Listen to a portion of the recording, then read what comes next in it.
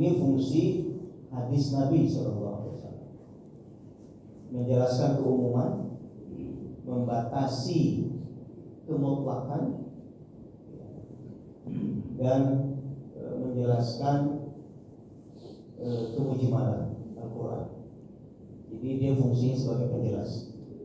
Yang kedua, hadis Nabi atau sunnah Nabi berfungsi sebagai penguat. Hadis Nabi berfungsi sebagai penguat. Misal di dalam Al-Quran ada ayat wa aqimus sholata wa atuz zakata warka'u raki'in. Ayat yang isinya tentang kewajiban sholat, kewajiban zakat.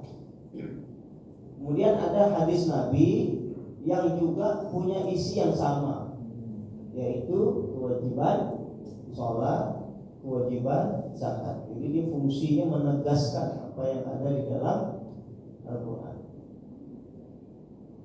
Tadi yang pertama menjelaskan di dalam Al-Quran bersifat global. Dirikanlah sholat, sholatnya seperti apa, berapa rakaat, kemudian waktunya kapan saja, dijelaskan secara detail di dalam sunnah Nabi SAW. Yang pertama fungsinya penjelas Al-Quran, yang kedua fungsinya penegas Al-Quran untuk menguatkan apa yang ada di dalam Al-Quran, yang ketiga fungsinya adalah untuk memunculkan hukum baru. Jadi yang tidak disebut di dalam Al-Quran, sunnah menyebut, memunculkan atau menetapkan hukum baru yang tidak ada di dalam Al-Quran dan sunnah, yang tidak ada di dalam Al-Quran, sehingga dia punya kekuatan yang luar biasa.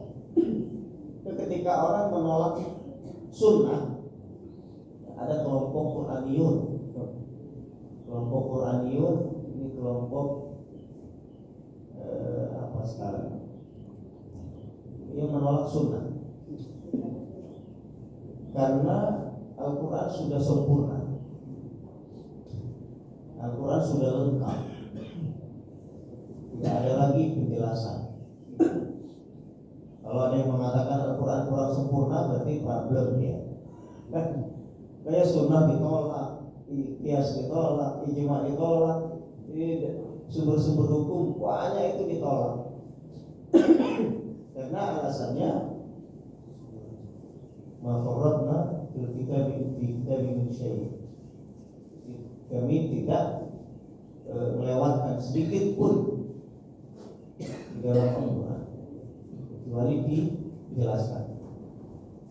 Jadi tidak ada satupun, maka di dalam surat Al-An'am itu wala rabbin wala yabisin illa fi kitabim mubin. Tidak ada satupun, baik yang kering yang basah, semuanya itu sudah tercantum di dalam kitab yang nyata, Al-Quran. Ada sebagian atau kebanyakan ya, segelintir orang yang menolak sunnah Nabi SAW dengan alasan Al-Quran sendiri yang mengatakan tidak ada yang tersisa sedikit pun. Semuanya sudah dijelaskan di dalam Al-Quran. Bahkan di antara ayat-ayat yang terakhir turun, al-yawma akmaltu lakum dinakum. Pada hari ini telah aku sempurnakan agama kalian. Berarti sudah tidak ada lagi celah untuk masuk ke dalam Al-Quran lewat apa? Nah, ini kemudian menolak sunnah Nabi SAW. Di saat yang sama, dia tidak mengerti bahwa Nabi Muhammad SAW adalah sosok yang diberi kewenangan oleh Allah Subhanahu wa taala untuk memunculkan.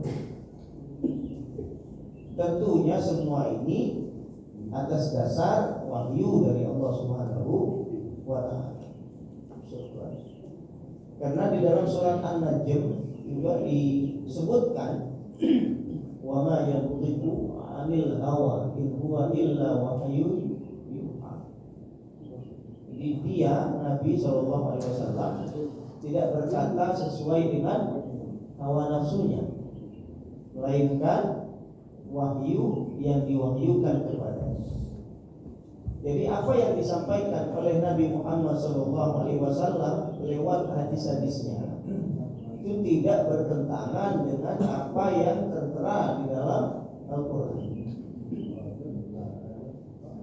Dan Al-Quran berfungsi sebagai penjelas, sunnah Nabi berfungsi sebagai penjelas Al-Quran. Termasuk diantaranya adalah yang tertera di dalam surat Al-Isra, linuriyahu min ayatina. Itu kan bentuknya kan global atau umum. Linuriyahu min ayatina. Subhanalladzi asra bi 'abdihi lailan minal masjidil haram ila al-masjidil aqsa alladzi barakna hawlahu linuriyahu min ayatina innahu huwas samiul basir. Linuriyahu min ayatina. Jadi di antara fungsi dari Isra adalah untuk memperlihatkan kepadanya sebagian dari tanda-tanda kami, tanda-tanda kekuasaan kami. Linuriyahu, agar kami memperlihatkan kepadanya, kepada Nabi Muhammad sebagian dari tanda-tanda kami. Tanda-tanda kebesaran Allah yang akan diperlihatkan itu seperti apa? Kan tidak dijelaskan di dalam Al-Quran. Tidak dijelaskan. Itu dijelaskan di dalam hadis Nabi SAW. Apa yang Allah perlihatkan itu dijelaskan oleh Nabi Muhammad SAW. Sehingga ketika dia mengatakan dan menolak bahkan sunnah Nabi SAW, berarti menolak lebih dari 50% syariat. Lebih dari 50% syariat, termasuk pensyariatan ibadah sholat. Itu kan diketahui dari peristiwa Isra dan Mi'raj yang disampaikan oleh Nabi Muhammad SAW. Sehingga konsekuensi pada hukum itu sangat besar. Terus sholatnya berapa rakaat dan lain sebagainya itu dijelaskan di dalam hadis Nabi. Di dalam Al-Quran tidak disebut sholat subuh 2 rakaat di dalam Al-Quran. Maka ada kawan-kawan kami dulu ketika masih di Mesir ya, mengetahui ada orang model seperti ini yang menolak sunnah. Bukan belum ada WhatsApp, Facebook sudah, WhatsApp belum ada. Jadi berdebatnya di Facebook itulah. Nama ini Gema Sabda Kalianda Lampung Kalianda kalian Gema Sabda Kalianda, nama ini Facebook rame dulu yang menolak Al-Quran. Sebenarnya nggak berdebat sih, cuma nanya aja gitu, nanya yang nggak ada di Quran. Gimana jawab dia pakai Quran? Pening juga kepala. Coba rakaat zuhur itu berapa? 4. Coba ayatnya mana? Pening nggak bisa. Nggak ketemu dari awal sampai akhir. Belum lagi zakat pertanian berapa persen?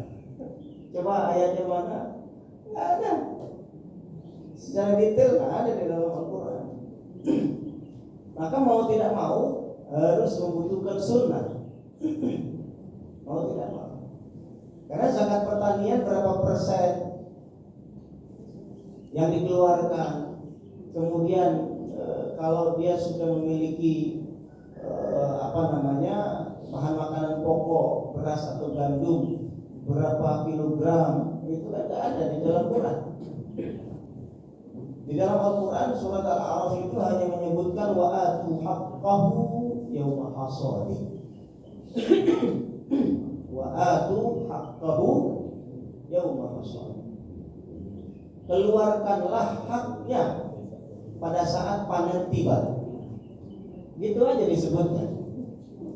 Keluarkanlah haknya pada saat panen tiba. Berapanya yang dikeluarkan nggak tahu. Kemudian sudah memiliki atau hasil panennya berapa kilogram sehingga dia harus keluarkan zakat pertanian, nggak tahu. Dari mana diketahui? Dari hadis Nabi Shallallahu Alaihi Wasallam. Kalau dia sudah hasil panennya itu mencapai lebih dari 5 wasak, 720 kilogram, 720 kilogram, 7 kintal lebih. Terus yang dikeluarkan berapa persen? Di situ nggak disebutkan.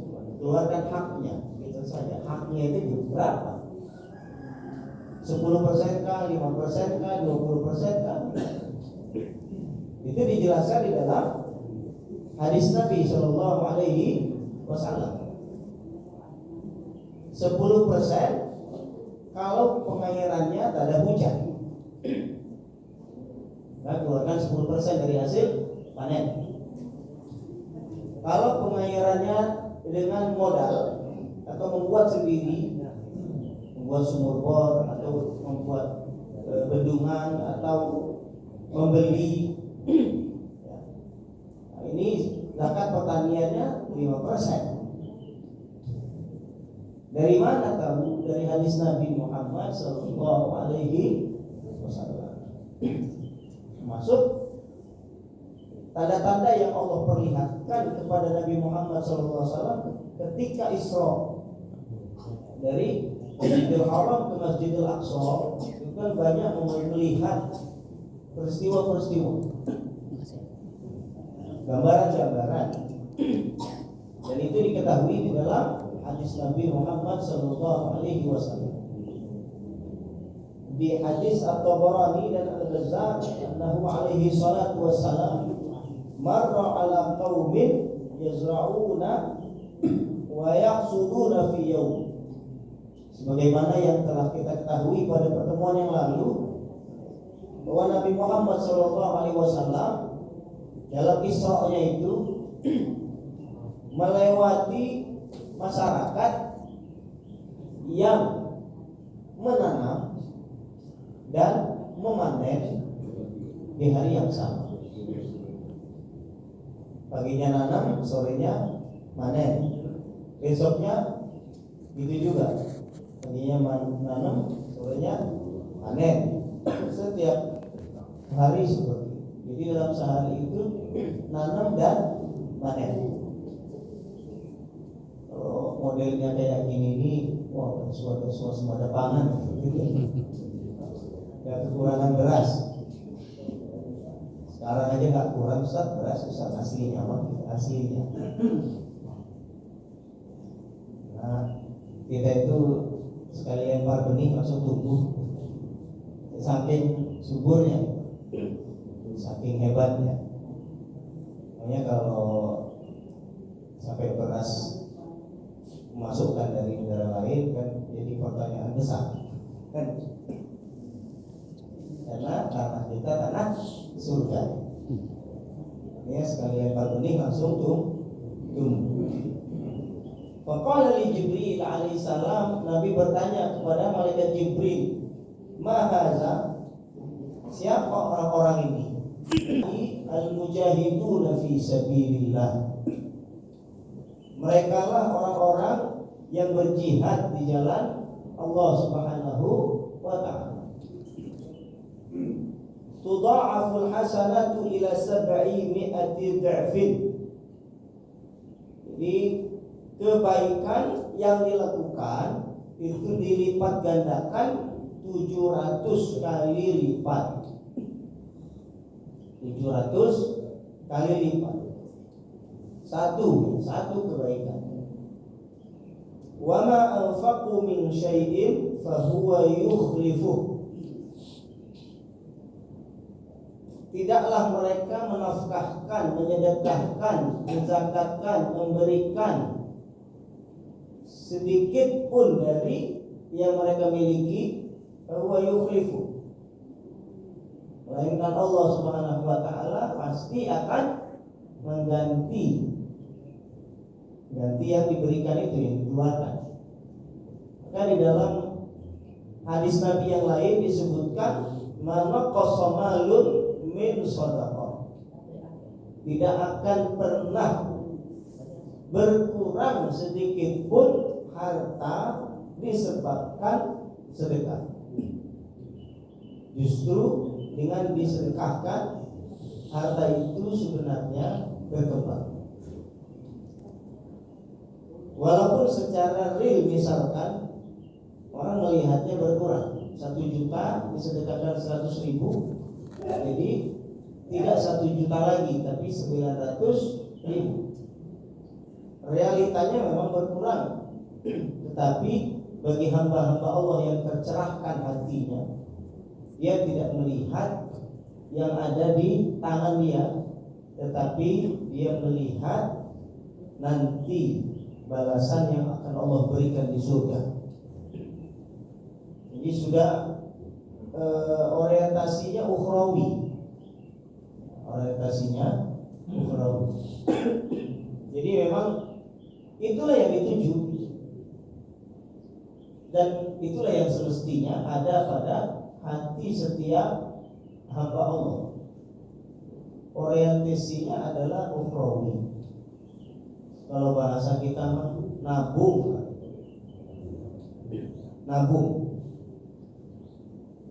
Dan itu nggak akan pindah ke orang lain. Apa yang ditabungkan itu dia yang akan menikmati. Ketika di dunia misalkan nabung lebih sedikit, itu yang dihasilkan ya sedikit juga. Jadi kalau nabungnya banyak, nanti di akhir sekian tahun ya tabungannya juga banyak.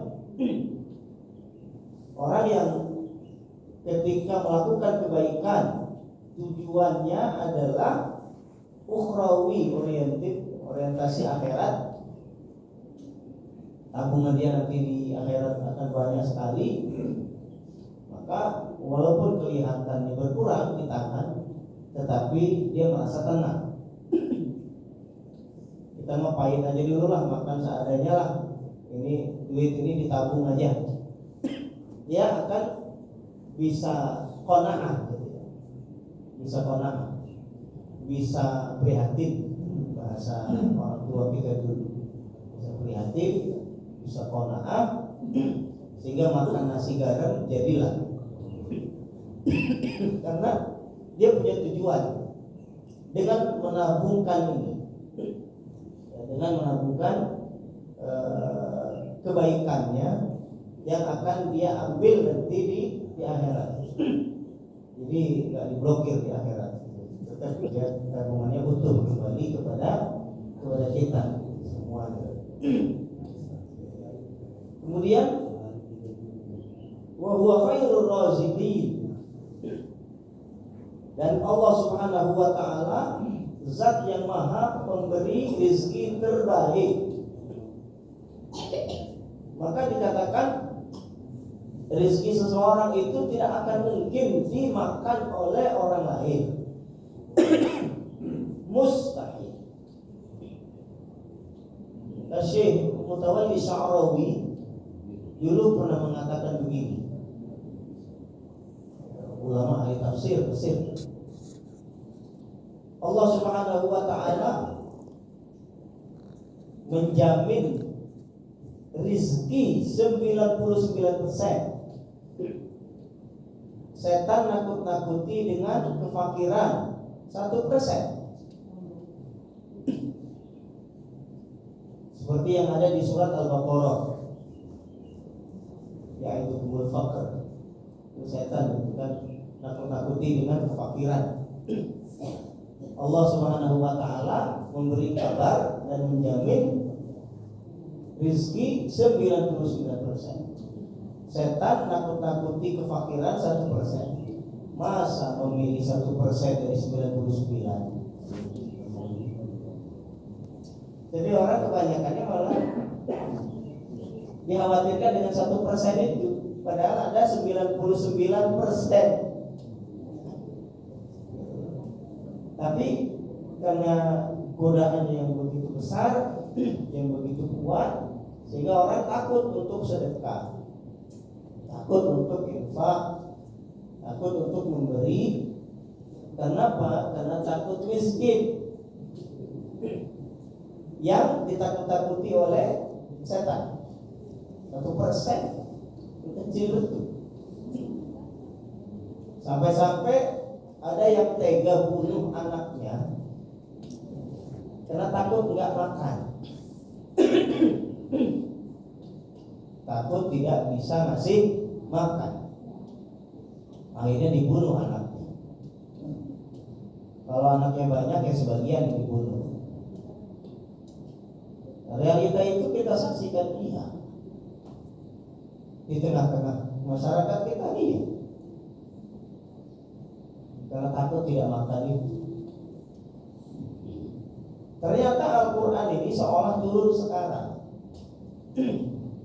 padahal Al-Quran sudah mengingatkan jauh-jauh hari. Wala taqtulu auladakum min imlaqin nahnu narzuquhum wa iyyakum. Dalam Al-Quran, jangan kalian bunuh anak-anak kalian karena takut tidak makan. Ini dari dulu juga sudah ngasih tahu gitu.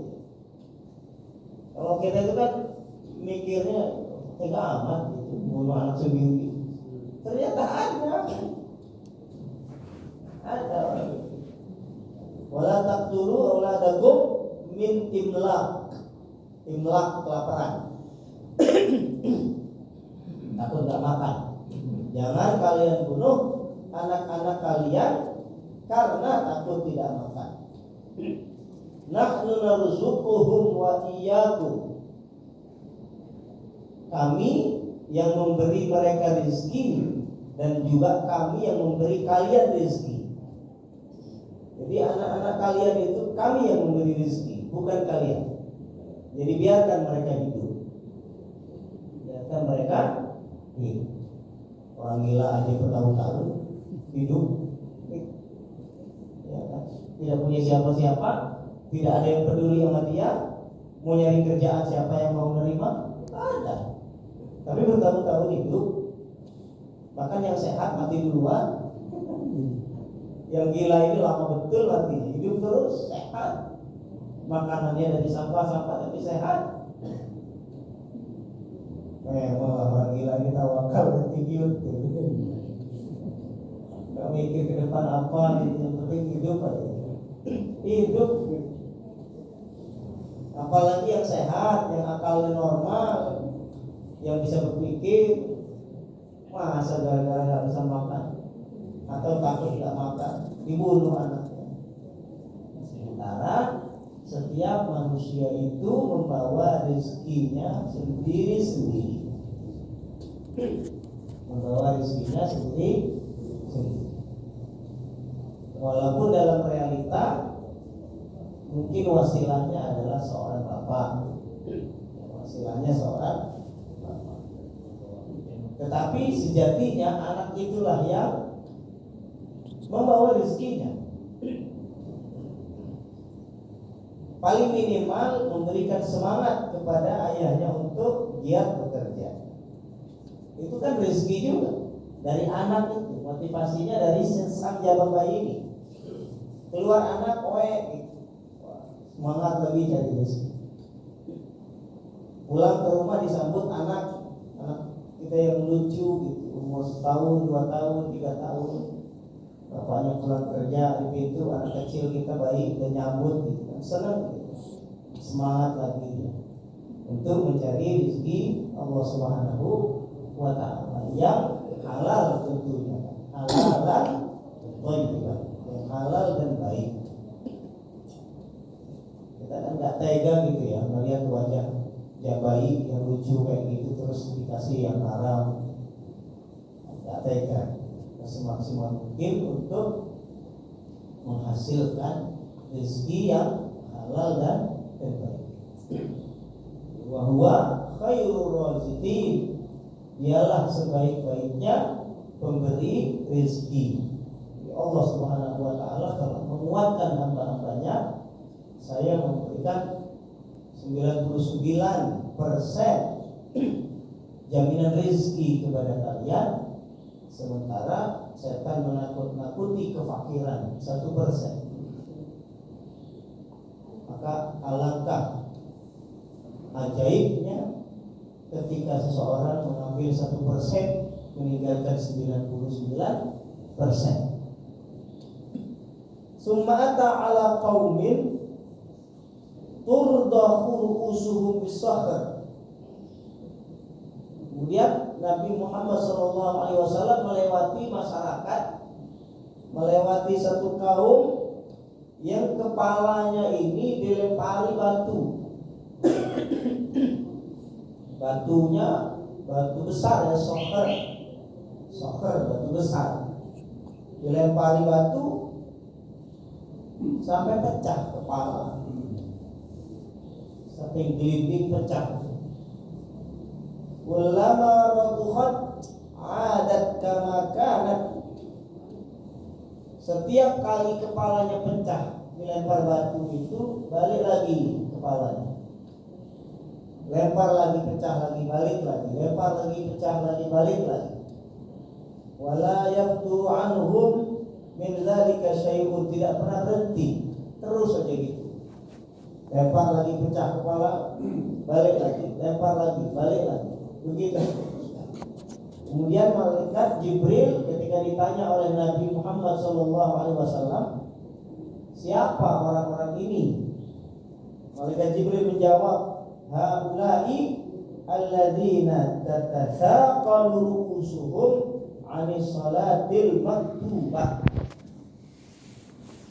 Mereka lah orang-orang yang kepalanya berat, anis salatil maktubah, untuk melaksanakan sholat fardu.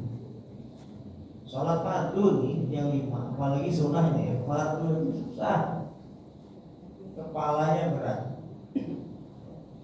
Jadi kepala ini yang menjadi ikon ya, simbol. Karena disitulah seseorang itu berpikir, disitulah seseorang punya kendali. Dan di sini disebut kata safalu ushub anis salatil maktubah, yaitu orang-orang yang kepalanya berat sekali untuk melaksanakan sholat fardu, khususnya subuh. Kepala itu ya, apalagi seharian hujan, malam hujan, berat betul kepala, mengangkat dikit berat. Ya alhamdulillah wa syukurillah, kita yang sebanyak ini diringankan oleh Allah Subhanahu wa ta'ala. Walaupun gerimis mendera, tetap kafilah berlalu jalan. Dan ini ya khusus untuk subuh ini, Nabi SAW mengabarkan kepada kita, absyir bil masyaina fi dhulam ilal masajid. Berbahagialah siapa orang-orang yang berjalan dalam gelap-gelap ke masjid.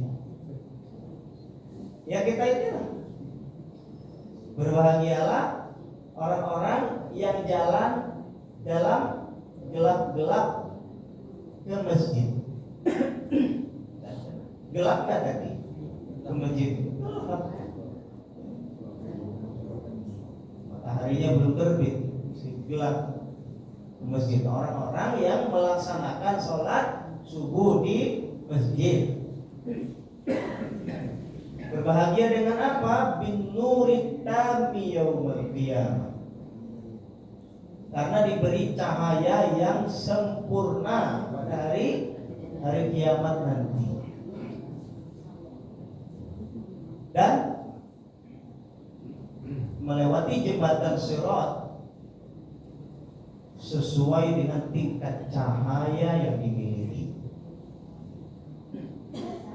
Macam-macam kan modelnya itu. Ada yang melewati jembatan Sirat itu kayak kilat gitu. Ada yang hanya pejam mata, ketika melek lagi dan nyampe. Ada yang seperti lari kuda kencang. Ada yang berjalan, ada yang merangkak, ada yang ngesot, ada yang gelantung. Tapi yang gelantung-gelantung itu ujungnya ya nyampe juga gitu, tapi kan udah habis ini badan. Karena di jembatan Sirat itu kan banyak kail dari besi, kayak pancing gitu bentuknya. Banyak kail yang nyambar, bahasa di dalam Al-Quran, bahasa di dalam hadis itu kan takhtofu, nyambar. Banyak kail-kail yang menyambar-nyambar di sepanjang jembatan Sirat itu. Jadi ada model orang yang karena melihat kail-kail seperti itu kan ngeri betul, jalannya jadi lama gitu, ngesotnya lama. Akhirnya karena mau menghindari kail itu, akhirnya terjatuh, tapi tidak jatuh, masih gantung, masih bergelantungan, tercapit oleh kail dan seterusnya. Tapi pada akhirnya dia sampai gitu, dia sampai. Ada juga yang langsung jatuh. Ada yang tadi gelantung tercabik-cabik kail tapi ujungnya lewat. Tergantung tingkat cahaya yang dimiliki oleh seseorang. Orang yang cepat melalui jembatan Sirat yang memiliki cahaya sempurna. Yang cepat melewati jembatan Sirat adalah orang yang memiliki cahaya sempurna. Siapa yang memiliki cahaya sempurna? Orang yang gelap-gelap pergi ke masjid untuk salat subuh. Ini bukan kata saya, tapi disampaikan oleh Rasulullah SAW. Basyir al-masyaina fil dhulami ila al-masajid bin nurin tami yaumil qiyamah. Berbahagialah orang-orang yang jalan dalam gelap-gelapnya ke masjid dengan cahaya yang sempurna pada hari kiamat nanti ketika melewati jembatan Sirat. Cahayanya sempurna sehingga cepat merem, melek nyampe. Kita mah nggak usah yang lari kencang kayak kuda lah, merem melek itu aja udah. Ini kan luar biasa. Dan mudah-mudahan kita demikian semuanya ini. Yang hadir sholat subuh di masjid dan jihad itu. Kenapa? Karena kabar gembira dari baginda Nabi Sallallahu Alaihi Wasallam. Jadi Ustaz, kita mau berbuat apa saja nggak masalah ya Ustaz ya. Yang penting kan subuhnya di masjid gelap-gelap. Ya enggak juga. Ini yang apa konslet tadi yang berbuat buruk, berbuat jahat, subuhnya ke masjid. Juga begitu. Setiap amalan itu ada pertanggung jawabannya. Di dalam Al-Quran kan disebut la kabiratan wala saghiratan illa ahsaha. Tidaklah ada perbuatan dosa besar bahkan dosa kecil kecuali Allah Subhanahu wa taala menilai dan menghitung semuanya. Ini tidak demikian ya, tidak demikian. Nah, sholat subuh dia lantas boleh berbuat buruk gitu ya. Ini selalu kebaikan, dan orang-orang yang pergi dalam gelapnya di masjid untuk melaksanakan salat subuh berjamaah ini memiliki potensi yang besar diberikan cahaya yang sempurna oleh Allah Subhanahu wa taala. Dan mudah-mudahan kita semuanya mendapatkan itu. Summa ata ala qaumin. Kemudian Nabi Muhammad SAW melewati satu kaum, satu masyarakat, ala aqbalihim ruqa'un wa ala adbarihim ruqa'. Jadi Nabi Muhammad SAW melihat masyarakat yang depannya itu compang-camping, belakangnya compang-camping, banyak bolong-bolongnya gitu pakaiannya. Yusra'una kama tusra'ul an'am. Mereka digiring seperti digiringnya binatang-binatang ternak. Binatang ternak kan digiring, pulang ke kandang, digiring lagi ke padang rumput. Ya, mulun ad-dari' wa zaqqum wa ratb jahannam. Mereka makan makanan yang buruk. Ya, dari makan makanan yang buruk. Wa zaqqum, ya, makanan yang buruk juga. Wa ratb jahannam. Ratb jahannam ya arang-arang bara-bara api neraka jahannam. Jadi modelnya pakaian compang-camping depan belakang, digiring seperti binatang ternak, makan makanan yang buruk, makan makanan yang tidak baik, kemudian makan arang atau bara api neraka jahannam. Ketika Nabi melihat seperti ini, bertanya kepada malaikat Jibril, mereka itu siapa? Malaikat Jibril menjawab, haula'il ladzina la yu'adduna zakata amwalihim. Mereka itu adalah orang-orang yang tidak menunaikan zakat harta mereka. Yang tidak menunaikan zakat harta mereka. Wa ma zalamahumullah. Allah sekali-kali tidak menzalimi mereka. Yang keadaannya keadaan yang buruk kayak gitu. Kondisinya compang-camping, enggak beraturan. Dia pikir zakat itu memiskinkan. Padahal ya enggak, zakat itulah yang memiskinkan. Tidak, zakat itulah yang memiskinkan dia. Sampai pakaiannya compang-camping, dikira kaya, tidak zakat itu. Ternyata miskin, makannya juga makanan yang seadanya gitu. Bahkan yang jelek-jelek digiring seperti binatang ternak. Wa ma rabbuka bidhallamin lil 'abid. Dan Allah tidak sedikit pun menzalimi hamba-hambanya. Ini kondisi orang yang tidak menunaikan zakat harta. Indonesia ini yang kayanya banyak betul. Kalau yang kaya ini mengeluarkan zakat harta, kayaknya nggak ada pengemis. Rasa-rasanya. Karena yang kaya banyak betul. Tapi ternyata realita yang ada kan tidak. Entah karena dia tidak ngerti fikih zakat gitu. Atau dia tidak mau tahu gitu. Kalau tahu kan wajib. Hanya lebih baik nggak tahu aja lah, nggak tahu ada zakat. Kalau tahu nanti keluar zakat habis lah.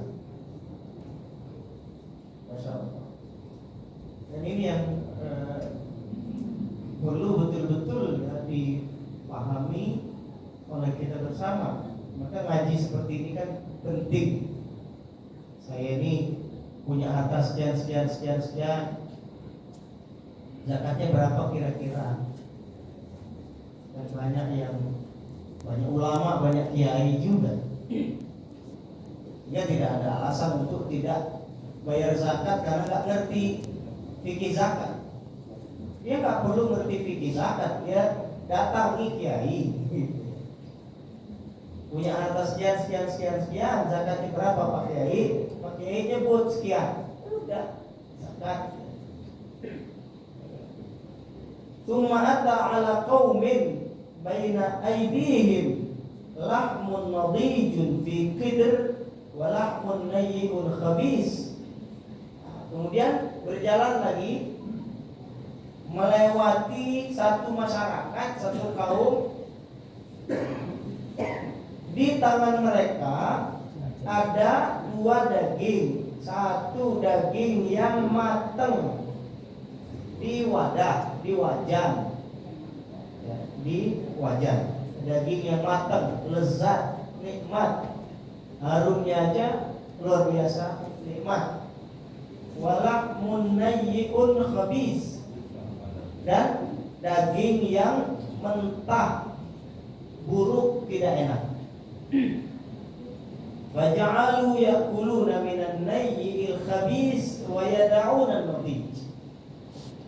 Tapi mereka justru makan daging mentah yang enggak bagus itu. Daging mentah yang jelek, meninggalkan daging matang yang nikmat lezat. Nabi bertanya kepada malaikat Jibril, dan gambaran-gambaran itu kan semakin kesini semakin kelihatan. Ya, gambaran yang dilihat ketika Isra dari Masjidil Haram ke Masjidil Aqsa, gambaran sepanjang jalan yang dilihat Nabi itu ternyata semakin hari semakin kesini semakin tampak.